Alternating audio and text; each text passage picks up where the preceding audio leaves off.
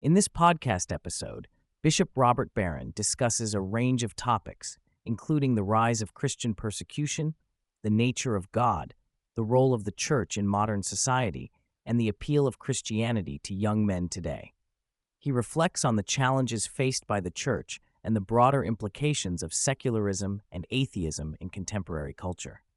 Bishop Barron begins by addressing the alarming increase in Christian persecution worldwide, noting that the 20th century was the deadliest for Christian martyrs in history.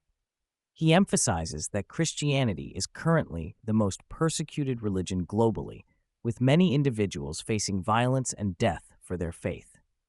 This persecution is often overlooked in discussions about religious freedom, and Barron calls for greater awareness and action to support those suffering for their beliefs.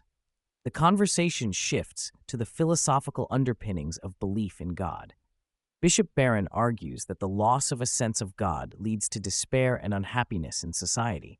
He references St. Augustine's concept of curvatus in se, which describes humanity's tendency to turn inward, losing sight of the transcendent values that should guide their lives.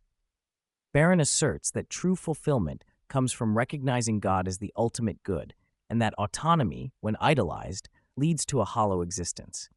He explains that the essence of God is not merely a being among others, but the very foundation of existence itself.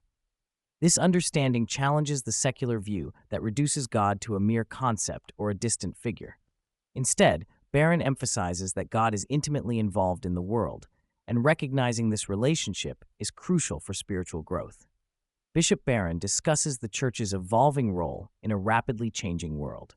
He critiques the liberal tendencies within the Church that seek to reduce the supernatural to the natural, arguing that this diminishes the richness of the faith. He notes a resurgence of interest in the supernatural and traditional practices among Catholics, suggesting that many are seeking deeper spiritual connections in response to the emptiness of modern secularism. He highlights the importance of the Church as a guiding force in society, advocating for moral clarity and the promotion of objective values. Barron believes that the Church must not retreat into a defensive posture, but should actively engage with the world, offering a compelling vision of faith that resonates with contemporary issues. A significant portion of the discussion focuses on why young men are increasingly turning to Christ. Bishop Barron attributes this trend to a growing dissatisfaction with the secular narrative that prioritizes autonomy and self-centeredness. He argues that young people are searching for meaning and purpose, which they find in the teachings of Christ and the community of the Church.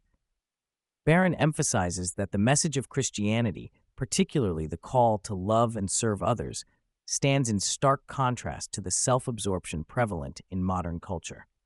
He believes that the Church's emphasis on community, service, and the transcendent can provide a powerful antidote to the loneliness and despair many young people experience today.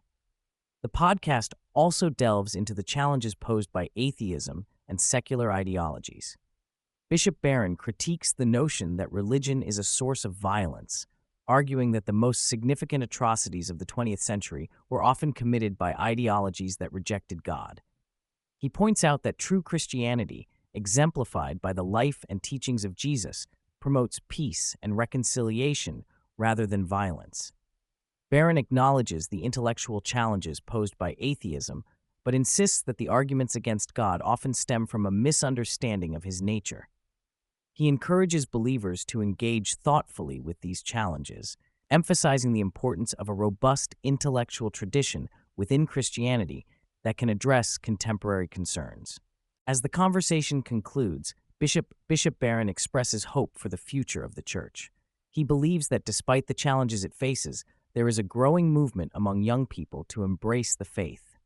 He encourages listeners to remain steadfast in their beliefs and to actively participate in the life of the Church, fostering a sense of community and shared purpose.